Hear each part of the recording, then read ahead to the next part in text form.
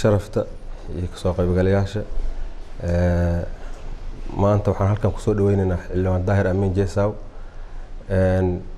oo ah xildhibaan federaal oo dhashay gobolkan xildhibaan soo dhawow waxaan kugu soo dhaweynaynaa gacmo furan waxaan kugu soo dhaweynaynaa gobolkaadi dadkaadi dalkaadi waxaan ku yiraahdaa magaalada waa nabad ka amni ahaan way fiican tahay jawigeeda meel fiican oo mara wax dagaal iyo wax oo maxaan ku yiraahdaa catiifad qabiil iyo waxba kama jiraan insha Allah beledkaada ku soo dhawow kulli waa daalan tahay insha Allah soo dhawow waana wada joogna bismillaahir rahmaanir rahiim alxamdulillaah wasalaatu wasalaamu calaa rasuulillah gudoomiyaha ku-xigeenka gobolka arrimaha amniga gudoomiye ku-xigeenka degmada ahna kusimaha gudoomiyaha degmada dhammaan mas'uuliyiinta heer gobol iyo heer degmo bahda saxaafadda hay'adaha amniga ciidanka qalabka sida ee isoo dhaweeyay dhammaantiin waxaan idin leeyahay assalaamu calaykum waraxmatullaahi wabarakaatuh safarka aan maanta ku imid halkan wuxuu hordhac u yahay safar kale oo ay xildhibaano saaxiibadaya ay ila wadaagaan oo ay berri aan rajaynayay inay yimaadiin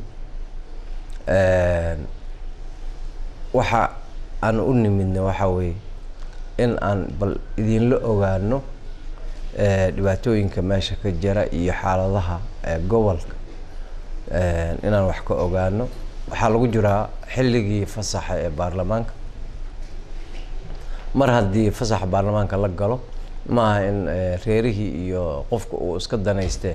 meesha kaliya ee laga rabo inuu soo bixin ka keeno waa gobolka uu ka soo jeedo gobolka aan ka soo jeedno gobolka Hiiraan caasimadiisa Beledweyne aad iyo aad ayaan ugu daahanay runtii inaan mar hore imaaday ahayd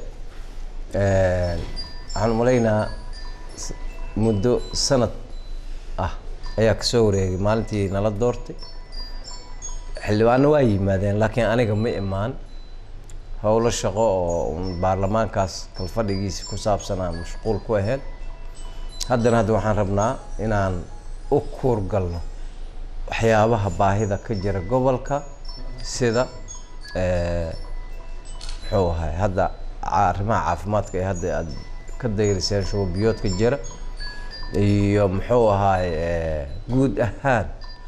ha noqoto dhinaca biyaha ha noqoto dhinaca muxuu ahay bulshada problemka khilaafaad hadda ay iska jiraan in la xalliyo dhammaan waxyaabaha asaasiga ah nolosha aadanaha inaan wax idin kala qabanno ayaan u nimid insha Allah xildhibaanadii kale saaxiibadey way bariye ugu soo biirayaan soo dhawaada arrimaha muxuu ahay dib u xoreynta waxaan la soconnaa oo aad iyo aad noogu badnaa in dhammaan gobolka qaasatan magaalo madaxda gobolka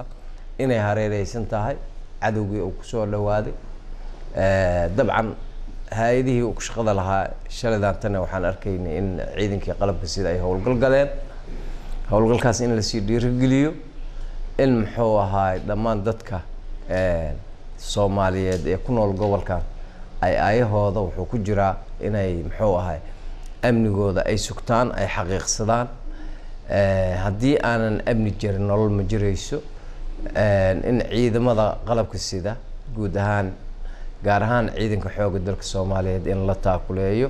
la horkaco biyaha lagu daba qaado cadowga farta loogu fiiqo meesha ay jiraan arrimaha noocaas inaan bal aan iska wareysano ayaan u nimid insha Allah wixii war aan insha Allah bari xildhibaanada marka ay soo gaaraan ayaan dhamaystiri doonaa aad iyo aad u mahadsantihiin hadaatiin bahal saxaafad xildhibaan adigoo mahadsan waxaad ka mid tahay mudanayaasha baarlamaanka dowladda federaalka ee Soomaaliya ku matala Hirshabelle gaar ahaan gobolka Hiiraan gaar ahaan degmooyinka Beledweyne Maxaas iyo degmada Matabaan waxaa muddo ku dhow 8 bilood ka taagan isticmaal la'aan lacagta shilinka Soomaaliga taa oo si weyn u saameysay dhammaan guud ahaan dadka ku nool degmooyinka ugu badan dadka danyarta adinka ka baarlamaan ahaan maxaa idinka qorshaysan arrimaha lacagaha shilinka Soomaaliga maxaad ugula xalligoosan dowladda federaalka gaar ahaan wasaaradda maaliyadda in dadkan qaarkood u dhimanaya gaajo isticmaal la'aanta lacagta shilinka Soomaaliga way haysato inaysan qaarkood isticmaal aqoon lacagaha la isaga tuuro EPC balaska ama electric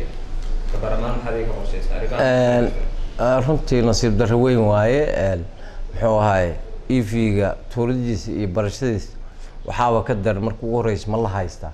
taasaa horta oo muhiim ah dadaan heli karin muxuu ahaay dollarkaas meesha ku jiro oo muxuu ahaay EV-da ku jira dadaan ba heli karin